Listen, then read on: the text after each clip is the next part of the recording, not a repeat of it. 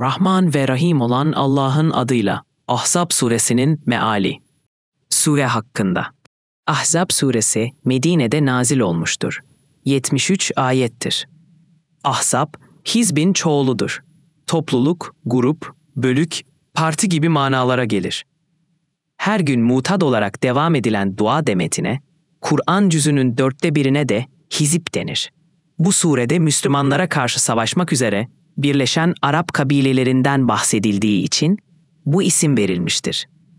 Rivayete göre bir takım ileri gelen müşrikler Uhud Savaşı'ndan sonra Medine'ye gelmişler. Münafıkların lideri Abdullah bin Übey'in evine misafir olmuşlardı. Hazreti Peygamber bunlara kendisiyle görüşmek üzere eman vermişti. Bu görüşme esnasında Resulullah'a "Sen bizim taptıklarımızı diline dolamaktan vazgeç. Onlar menfaat sağlayabilir, şefaat edebilir de, biz de seni Rabbinle baş başa bırakalım," dediler. Orada bulunan Müslümanların canları sıkıldı, onları öldürmek istediler. Bunun üzerine verilmiş olan emanın bozulması konusunda Allah'tan korkmalarını ve kafirler ile münafıkların sözlerine boyun eğmemelerini Resulullah'ın şahsında müminlerden isteyen 1. ayet nazil oldu. Rahman ve Rahim olan Allah'ın adıyla. Ey Peygamber! Allah'tan kork, inkar edenlere ve ikiyüzlülere itaat etme. Çünkü Allah çok iyi bilen, çok bilgi olandır.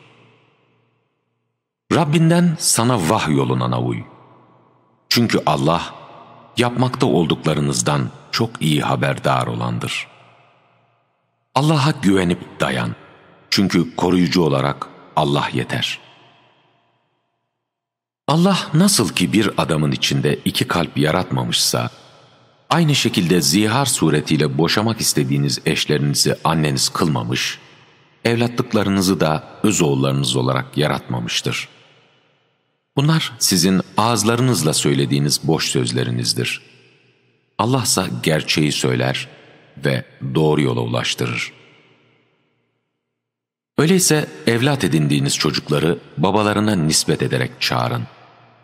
Bu Allah katında daha doğrudur. Ama babalarının kim olduğunu bilmiyorsanız, bu durumda onlar sizin dinde kardeşleriniz ve korumanız altındaki kimselerdir. Yanılarak yaptıklarınızda size bir günah yok ama kalplerinizin bilerek yaptığında günah vardır. Allah çok bağışlayan, çok merhametli olandır. Peygamber inananlara kendi canlarından daha yakındır. Onun eşleri de onların anneleridir. Allah'ın kitabına göre nesep hısımları birbirlerine diğer inananlardan ve muhacirlerden daha yakındırlar. Ancak dostlarınıza yapacağınız uygun bir iyilik bunun dışındadır. Çünkü bu kitapta yazılmış bulunmaktadır. Hani biz peygamberlerden kesin söz almıştık. Senden, Nuh'dan, İbrahim'den, Musa'dan ve Meryem oğlu İsa'dan. Evet, biz onlardan doğru olanların doğruluklarını sorgulamak için çok ağır bir söz almıştık. Allah inkar edenlere ise can yakıcı bir azap hazırlamıştır. Ey inananlar! Allah'ın size olan nimetini hatırlayın. Hani bir zaman üzerinize ordular gelmişti, biz de onların üzerine bir rüzgar ve sizin göremediğiniz ordular göndermiştik.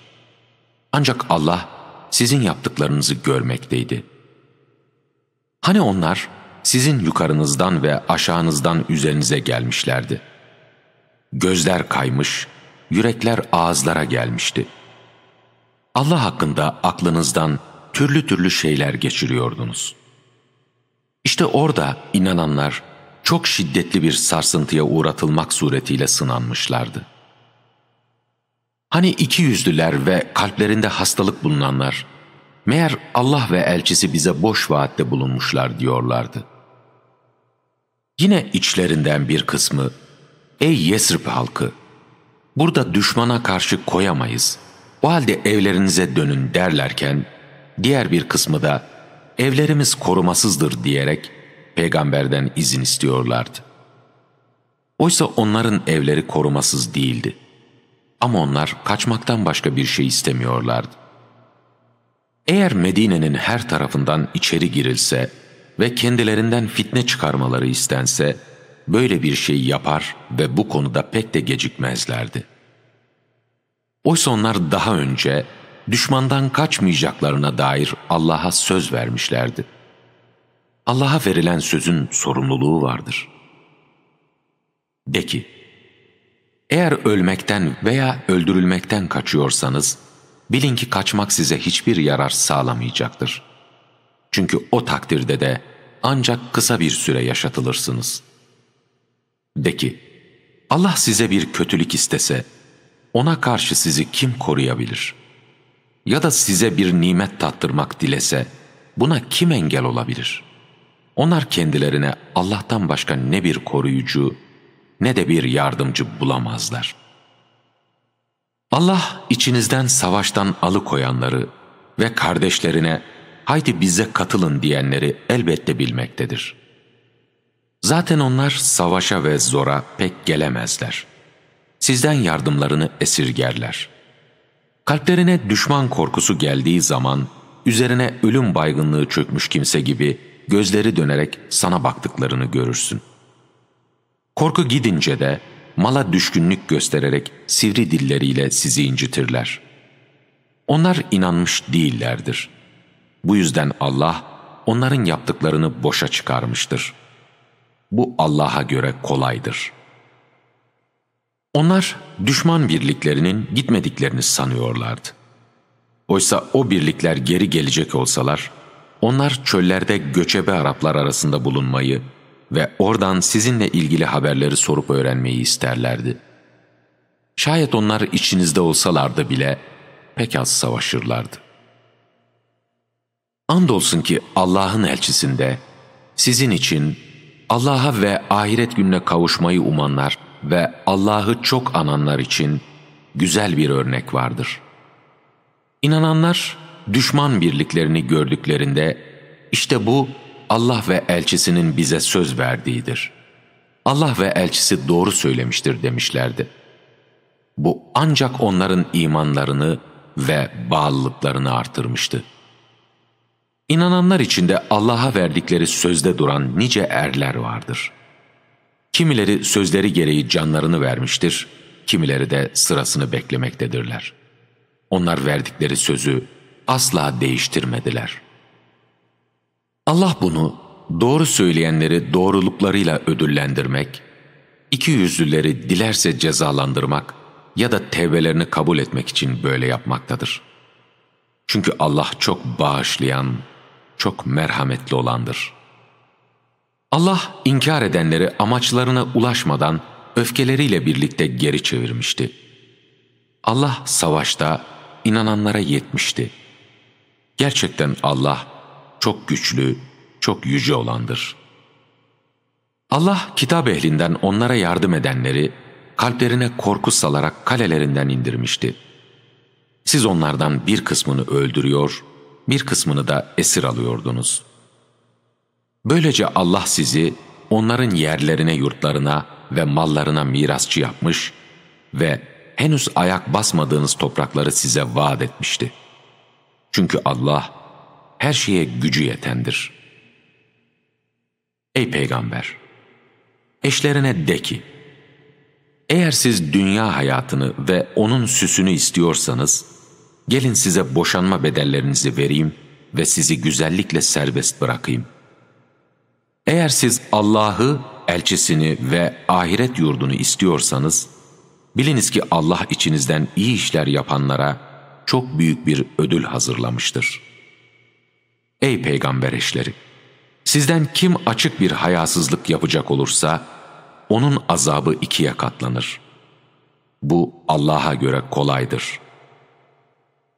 Yine sizden kim Allah'a ve elçisine itaat eder ve iyi bir iş yaparsa, biz ona ödülünü 2 kat veririz.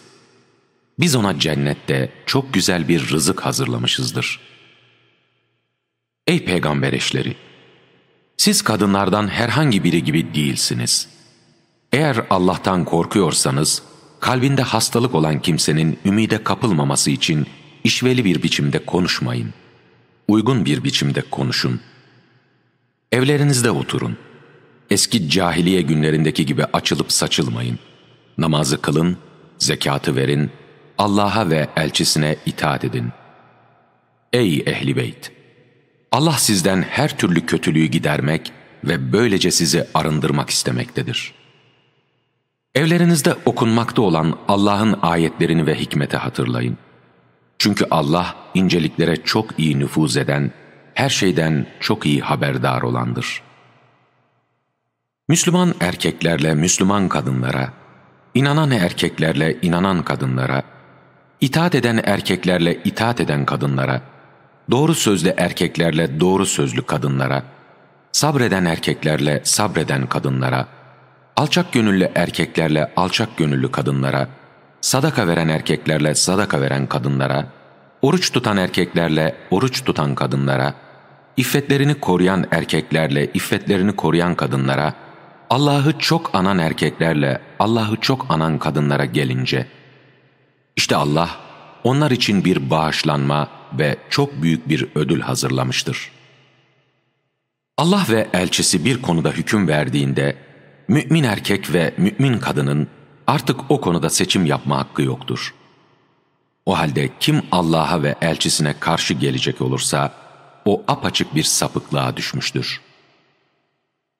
Hani sen, Allah'ın nimet verdiği ve senin de kendisine iyilik ettiğin kimseye, eşini terk etme, Allah'tan kork diyordun. Ve Allah'ın açığa vuracağı şeyi, insanlardan çekinerek içinde gizliyordun. Oysa asıl korkman gereken Allah'tır. Zeyd o kadından ilişiğini kesince, biz onu seninle evlendirdik ki, evlatlıkları karılarıyla ilişiğini kesince, o kadınlarla evlenme konusunda inananlar üzerine bir güçlük olmasın. Allah'ın sözü böylece yerine getirilmiştir. O halde Allah'ın kendisine emrettiği bir şeyden dolayı, peygambere herhangi bir kınama yoktur.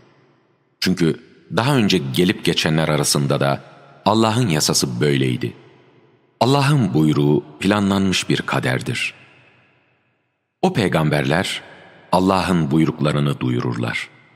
Allah'tan korkarlar. Ondan başka kimseden korkmazlar. Allah hesap görücü olarak yeter. Muhammed sizin erkeklerinizden hiçbirinin babası değildir. Ancak o Allah'ın elçisi ve peygamberlerin sonuncusudur. Allah her şeyi çok iyi bilendir. Ey inananlar! Allah'ı çokça anın ve onu sabah akşam tesbih edin. Sizi karanlıklardan aydınlığa çıkarmak için melekleriyle birlikte üzerinize rahmet indiren O'dur. Çünkü Allah inananlara karşı çok merhametlidir. Allah'a kavuşacakları günde onların karşılanması selam sözüyle olacaktır. Allah onlar için güzel bir ödül hazırlamıştır. Ey Peygamber! Biz seni gerçekten bir tanık, bir müjdeleyici, bir uyarıcı, Allah'ın izniyle Allah'a çağıran bir davetçi ve ışık saçan bir kandil olarak gönderdik. İnananlara Allah tarafından kendilerine büyük bir lütuf bulunduğunu müjdele. Sen inkar edenlere ve ikiyüzlülere boyun eğme. Onların eziyetlerine aldırma. Allah'a güvenip dayan. Çünkü koruyucu olarak Allah yeter. Ey inananlar! İnanan kadınlarla evlenir ve sonra onlarla cinsel birleşmeye girmeden önce kendilerini boşayacak olursanız, artık sizin için onlar adına iddet hesaplama hakkınız yoktur.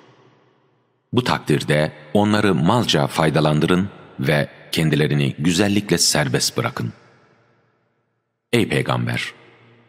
Biz mehirlerini verdiğin eşlerini, Allah'ın sana ganimet olarak verdiği cariyelerini, seninle birlikte hicret eden amcanın kızlarını, halalarının kızlarını, dayının kızlarını ve teyzelerinin kızlarını ve kendini peygambere hibe eden, peygamberin de kendisiyle evlenmek isteyeceği inanan kadını, ancak bu sonuncusu diğer inanmış erkeklere değil, sadece sana özgü olmak üzere helal kıldık.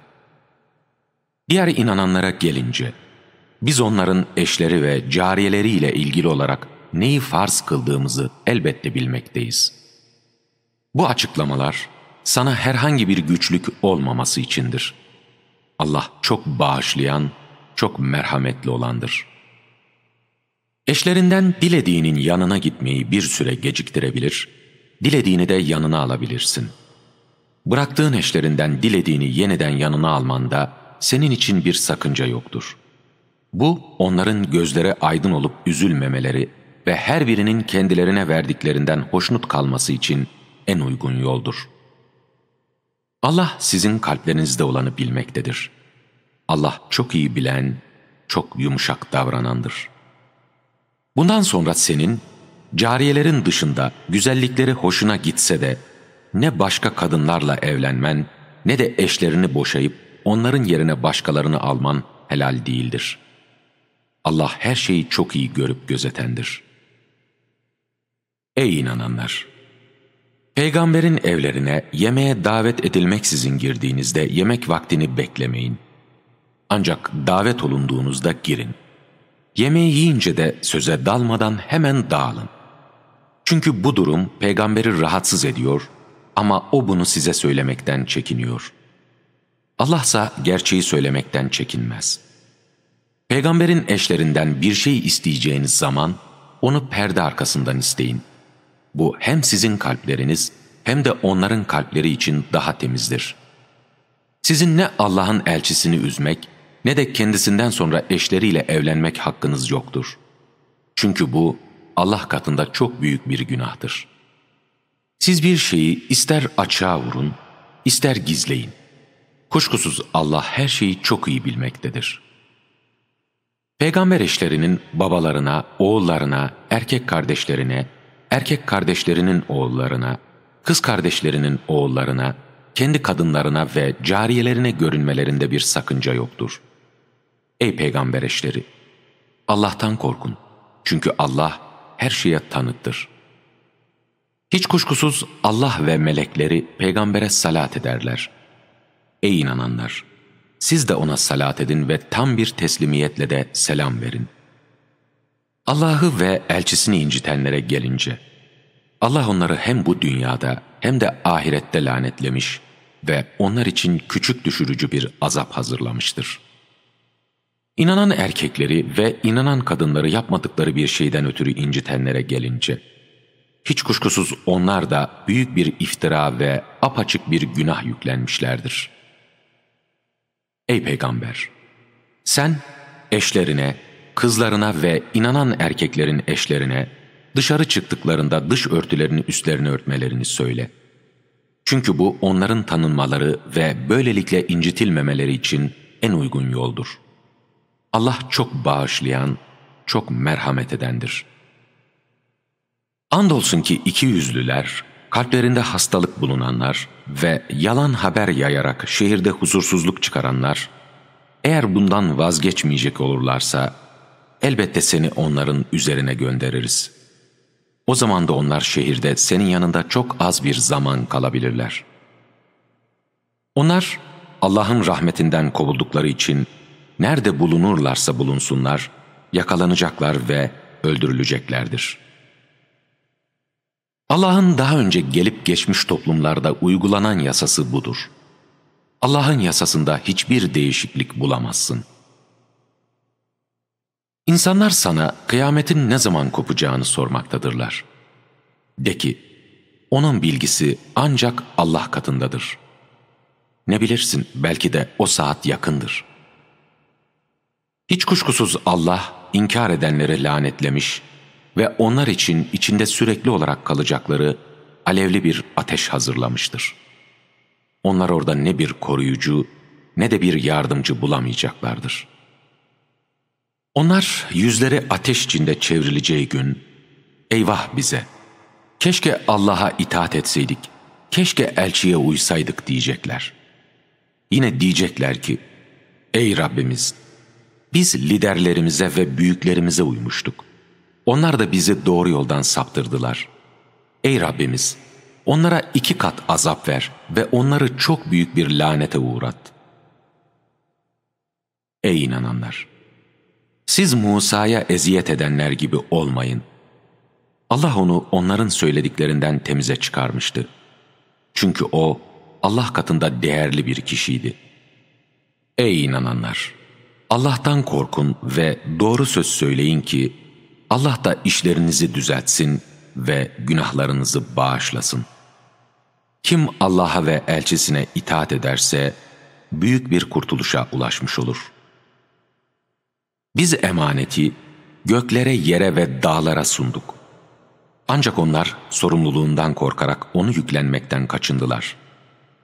Oysa insan onu yüklendi. Çünkü o çok zalimdir, çok cahildir.